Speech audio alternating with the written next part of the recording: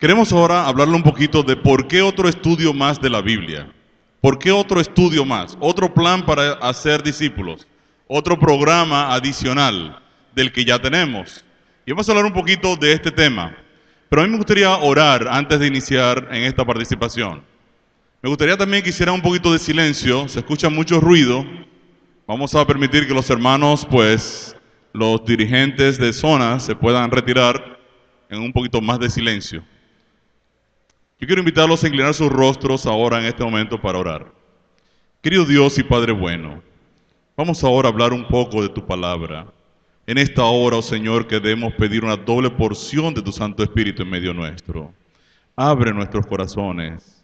Ayúdanos, oh Señor, a poder entender y ver la gloria de tu salvación. Dirígenos en este estudio particular y que tu presencia, oh Señor, permanezca en medio nuestro desde ahora y para siempre. Amén. Amén. En la Edad Media, la Iglesia Católica controlaba todo lo relacionado con el cristianismo hasta que surgió la Reforma Protestante.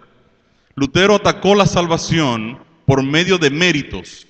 Lutero atacó el programa que tenía la Iglesia Popular sobre una salvación que funcionaba en base a méritos, en base a obras, en base a compras de indulgencias, en base a yo hacer obras de caridad, en base de yo acumular puntos de salvación.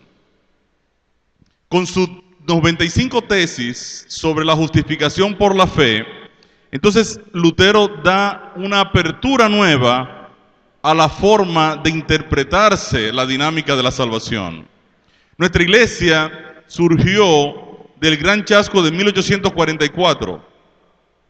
Al estudiar de nuevo las profecías bíblicas, el estudio de las profecías bíblicas llevó a nuestra iglesia al santuario. Y desde aquí pasamos al juicio de Dios, y esto nos llevó a su vez a tener una comprensión más clara de la ley de Dios. Las prédicas en ese entonces se enfocaban en la obediencia. En 1888, nuestra iglesia tuvo un primer despertar a un enfoque más cristocéntrico. Pero una gran presión de nuestra teología inicial hizo que volviésemos de nuevo a enfocarnos en predicar sobre el juicio de Dios y su ley. Yo recuerdo que cuando era adolescente, nuestra iglesia predicaba un evangelio más enfocado hacia la obediencia que hacia la gracia. Debido al crecimiento del mundo evangélico, el cual presentaba un evangelio centrado en la gracia, nuestra iglesia empezó a moverse en esa dirección. Los sermones empezaron a ser más enfocados en la justificación de Cristo, en su gracia y en su amor. Algunos disidentes se apartaron hasta el punto de descartar la ley de Dios y su obediencia. Hoy nuestra iglesia, en términos generales, se debate entre la gracia y la obediencia, ya que tenemos hermanos muy enfocados en la observancia de los mandamientos de Dios y otros más enfocados en presentar la gracia. Quiere decir que en el estudio de la dinámica de la salvación, las posiciones se mueven desde un extremo hacia el otro, desde más hacia la obediencia a la ley de Dios, o más hacia la gracia, o algunos dicen, estamos en el centro. Ahora viene la pregunta fundamental: ¿cómo en realidad Dios nos salva? En este estudio, el plan de Dios, su mayor regalo, lo que tratamos de hacer es llevar a cada estudiante al ABC del Evangelio, lo que le permitirá encontrar el rol correcto de la gracia y la ley en la dinámica de la salvación. Para comprender la estructura de este programa, vamos a analizar en qué consiste el problema fundamental del ser humano y cómo nosotros como adventistas entendemos la salvación. Vayamos nuevamente al santuario. La Biblia declara: ¿no sabéis que sois templo de Dios y que el Espíritu de Dios mora en ustedes? ¿Qué somos nosotros? Templo de Dios. La palabra nos compara entonces con el templo de Dios. Si ustedes recuerdan el templo de Dios, el templo era un lugar muy bien diseñado. Dios había dado todas las características de cómo debía ser construido ese templo, pero en esencia el templo tenía tres departamentos. Tenía un atrio o un patio donde se encontraba el altar del sacrificio, el lavacro. Tenía luego el lugar santo donde se encontraba el candelabro lleno de aceite, la mesa de los panes de la presencia o los panes de la proposición, el altar de incienso, una cortina que separaba entonces con el lugar santísimo, y luego teníamos el arca del pacto que contenía la ley de Dios, y arriba del arca del pacto estaba el propiciatorio, que era la tapa del arca que tenía los dos ángeles, todo hecho en oro. Es interesante que toda la parte del lugar santo y el lugar santísimo estaba hecho, construido en oro.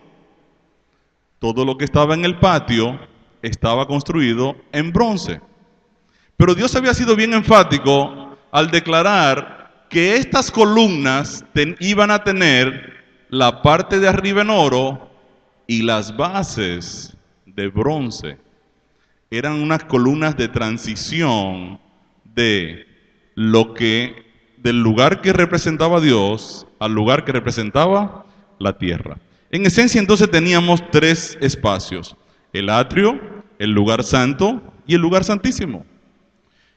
Dios ha dicho que nosotros entonces somos como un templo del Espíritu de Dios. De igual manera, el ser humano tiene un cuerpo, un alma y un espíritu. Dice 1 Tesalonicenses 5:23, y el mismo Dios de paz os santifique por completo, y todo vuestro ser, espíritu, alma y cuerpo, sea guardado irreprensible para la venida de nuestro Señor Jesucristo. Quiere decir que nosotros también tenemos tres compartimentos. El cuerpo viene a ser el lugar del sacrificio. Romanos 12:1 dice: así que, hermanos, os ruego por las misericordias de Dios que presentéis vuestros cuerpos, la palabra en griego es soma, en sacrificio vivo, santo, agradable a Dios, que es vuestro culto racional. El cuerpo es la parte que se ve, es la parte que se sacrifica.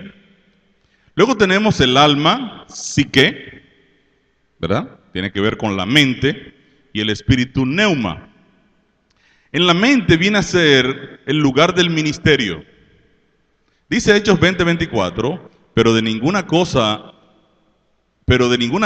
hago caso, ni estimo preciosa mi vida, mi psique, para mí mismo, con tal que acabe mi carrera con gozo y el ministerio que recibí del Señor Jesús para dar testimonio del Evangelio de la gracia de Dios. Luego tenemos el neuma, el espíritu. El espíritu viene a ser el lugar donde el Espíritu de Dios conecta con nosotros. Romanos 8:16 dice: el Espíritu mismo da testimonio a nuestro espíritu de que somos hijos de Dios. Quiere decir que es nuestro espíritu donde el Espíritu de Dios se comunica o se manifiesta. Cuando el pecado entró en la escena, atacó cada área del ser humano. El pecado afecta las tres dimensiones del ser humano. Afecta tanto el cuerpo, como la mente, como el espíritu. El pecado nos penaliza o condena a muerte. La paga del pecado es muerte. También nos controla o se enseñorea de nosotros, ya que el pecado tiene poder sobre nosotros. Tiene poder para controlar nuestras vidas. Y también el pecado está presente en nosotros. Lo podemos expresar de forma fácil como las tres P's del pecado. Las tres P's. La presencia, el poder y la penalidad. El pecado está presente en nosotros, tiene poder sobre nosotros y nos penaliza o nos culpa y nos condena a muerte. El cuerpo en el hombre caído es el instrumento que le da expresión a la vida de egoísmo de la mente. Lo que el alma o la mente, la psique, desea, se expresa a través de nuestro cuerpo. El cuerpo, como fue creado por Dios, fue hecho para ser un servidor de la mente, que en cambio debía estar bajo la dirección y la autoridad del Espíritu de Dios, habitando en el espíritu del hombre. Cuando no hemos aceptado el Evangelio, quien controla nuestro espíritu es el enemigo de Dios. Efesios 2, 1 al 3 dice: y Él os dio vida a vosotros cuando estabais muertos en vuestros delitos y pecados, en los cuales anduvisteis en otro tiempo, siguiendo la corriente de este mundo, conforme al príncipe de la potestad del aire, el espíritu que ahora opera en los hijos de desobediencia, entre los cuales también todos nosotros vivimos en otro tiempo en los deseos de nuestra carne, haciendo la voluntad de la carne y de los pensamientos, y éramos por naturaleza hijos de ira, lo mismo que los demás. Quiere decir que cuando una persona no ha aceptado el Evangelio, quien está operando su dinámica de vida es el enemigo de Dios. Pero cuando el hombre pecó y se separó de la autoridad de Dios, llegando a ser independiente, los deseos naturales del cuerpo, ahora contaminados con el egoísmo, llegaron a ser concupiscencias, satisfaciendo el yo en vez de a Dios. Por eso el apóstol Pablo le dice a la iglesia: hagan morir pues lo terrenal en vosotros, fornicación, impureza, pasiones desordenadas, malos deseos y avaricia, que es idolatría. El pecado, el principio del yo, la vida de egoísmo, ha penetrado en todo nuestro cuerpo. Dice Romanos 7:23, el apóstol Pablo: pero veo otra ley en mis miembros, que se rebela contra la ley de mi mente y que me lleva cautivo a la ley del pecado, que está en mis miembros. Entonces el pecado es un problema muy serio que se predica hoy en día muy poco. Yo entender las tres realidades del pecado, su presencia, su poder y su penalidad, me debe llevar a mí a entender que si Dios me quiere librar del problema del pecado, entonces Dios tendrá que atacar la presencia del pecado, el poder del pecado y la condena o la penalidad del pecado en mi vida. Hablemos un poquito del pecado. Si yo a ustedes les preguntara, ¿cuál es el pecado imperdonable? ¿Qué ustedes me dirían?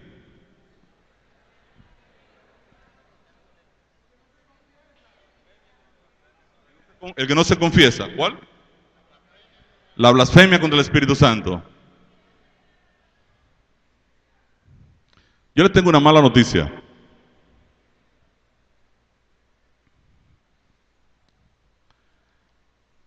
El pecado siempre ha sido imperdonable. Todos los pecados son imperdonables. No se perdonan. La ley del pecado no permite que el pecado sea perdonado. Todos los pecados son imperdonables. El problema fundamental del pecado es que es un cobrador implacable. Ningún pecado es perdonable. La ley del pecado exige la muerte del que lo ha cometido. En otras palabras, el pecado dice: usted es pecador, usted tiene que entregarme su vida eterna, porque usted tiene que morir eternamente por haberme fallado. Y usted dirá: bueno, pero quizás pecado, tú estás como muy, tú sabes, pidiendo mucho. De repente yo podría, no sé, hacer algunas obritas buenas para ver si bajamos la... El pecado dice: no, tú me pagas con tu vida eterna. Solo hay una forma de que usted puede satisfacer esa demanda que el pecado tiene. Y es que usted le entregue a cambio de su vida una vida eterna que esté dispuesta a cubrirlo a usted. Una vida eterna que no haya pecado. Porque si pecó, no sirve. También está condenado.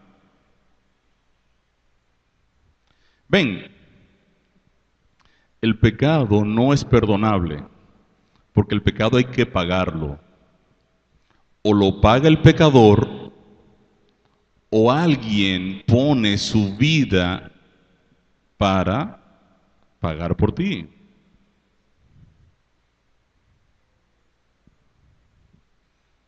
El problema es que el pecado demanda, por la vida eterna que te está quitando a ti, demanda una vida eterna que esté dispuesta a pagar por la tuya.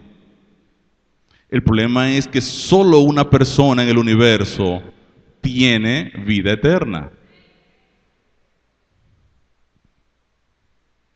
Porque ninguna criatura tiene vida eterna. Las criaturas tienen sus vidas eternas como resultado de que Dios se la otorga a través de Cristo por medio de la obediencia. Solo una persona en el universo tiene vida eterna. La pregunta es si está dispuesta a entregarla por ti. Ven. Quiere decir que la ley del pecado demanda o la muerte eterna del pecador o la muerte eterna de una persona que esté dispuesto a entregar su vida eterna a cambio. Así funciona. Y viene entonces la pregunta.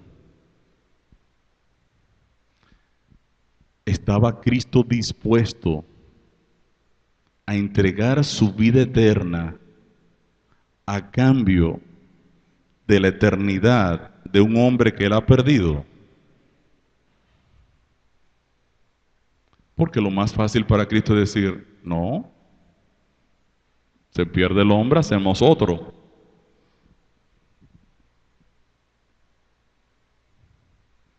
Lo que pasa es que el amor no funciona así. Ven, el amor no funciona así.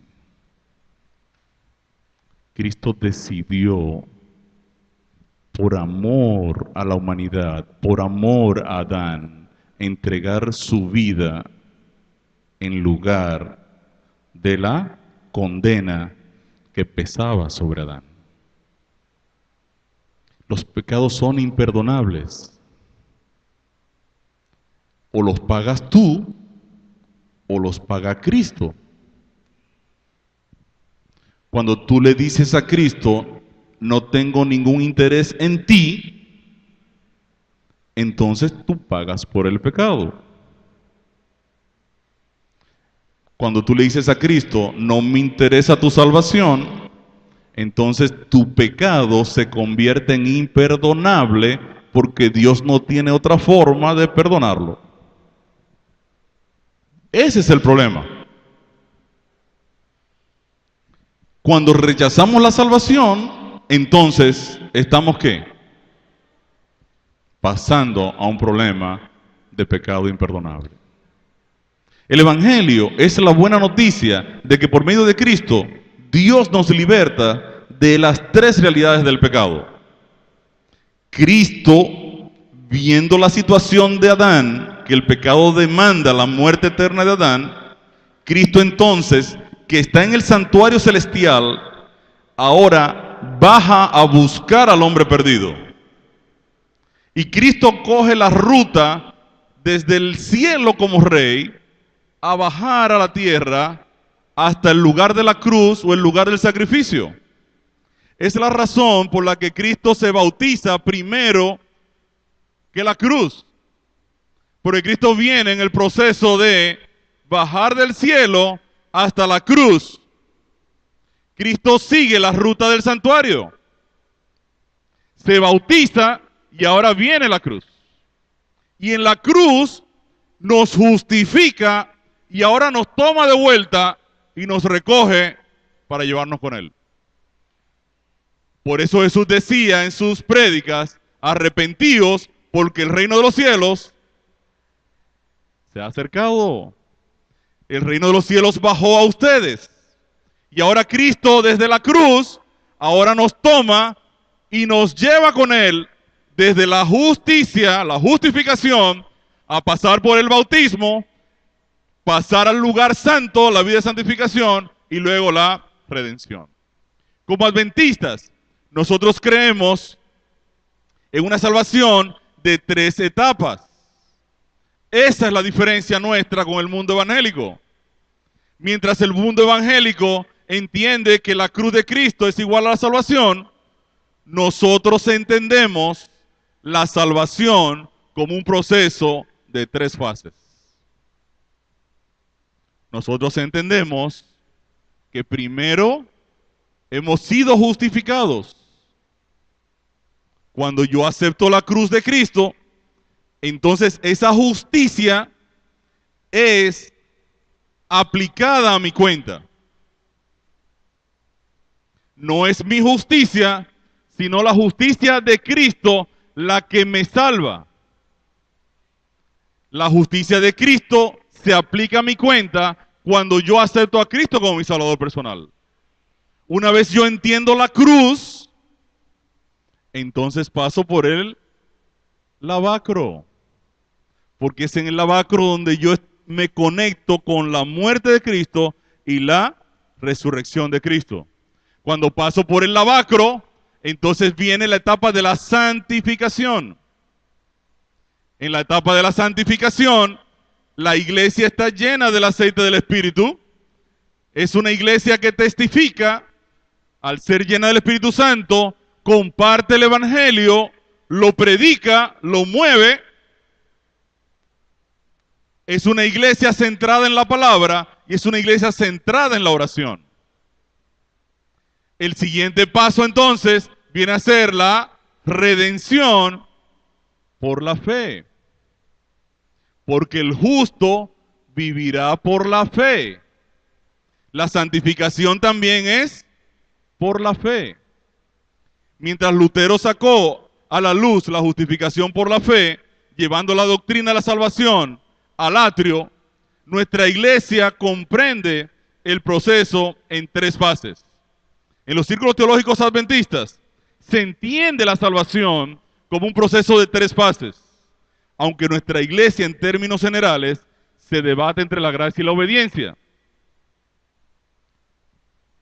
El pastor Alejandro Bullón, en su libro A Solas con Jesús, Victoria sobre el enemigo, página 41, él declara, en los capítulos 4 y 5 de la Epístola a los Romanos, Pablo nos presenta el camino para alcanzar la salvación. El apóstol es claro al decir que somos justificados solamente por la fe en Jesucristo. En el capítulo 6 discute los resultados de una vida justificada. La obra de la salvación no solo tiene que ver con la vida pasada del ser humano, sino también tiene que ver con la vida presente y futura. Cristo no desea librarnos únicamente de la culpabilidad o penalidad del pecado. También quiere librarnos del poder que el pecado ejerce sobre nosotros y finalmente de la presencia del pecado en la naturaleza humana. Teológicamente llamamos a estas 3 fases justificación, santificación y glorificación. Eso es lo que nos diferencia a nosotros del resto de las iglesias cristianas. Porque la santificación por la fe, en esa etapa de nuestra experiencia, entonces la ley de Dios es el recurso que Dios nos da para saber cómo anda nuestra posición en Cristo. 1 Corintios 1:30 declara, mas por Él estáis vosotros en Cristo Jesús, el cual nos ha sido hecho por Dios, sabiduría, justificación, santificación y redención. Finalmente, en este estudio del plan de Dios, su mayor regalo, lo que hacemos es presentarle a las personas con las que estudiamos cuáles son las etapas que sigue una persona en la experiencia de la salvación. Finalmente, quiero compartirle que el camino de Cristo para salvarnos fue: Padre nuestro que estás en el cielo, santificado sea tu nombre, venga tu reino, hágase tu voluntad como en el cielo. Y el camino que Cristo recorre con nosotros para salvarnos, así también en la tierra, el pan nuestro de cada día, dánoslo hoy, y perdona nuestras deudas, como también nosotros perdonamos a nuestros deudores, y no nos metas en tentación, mas líbranos del mal, porque tuyo es el reino, el poder y la gloria por todos los siglos. Amén. Este fin de semana estaremos viendo entonces las etapas de la salvación a través de nuestro programa, El Plan de Dios, su mayor regalo.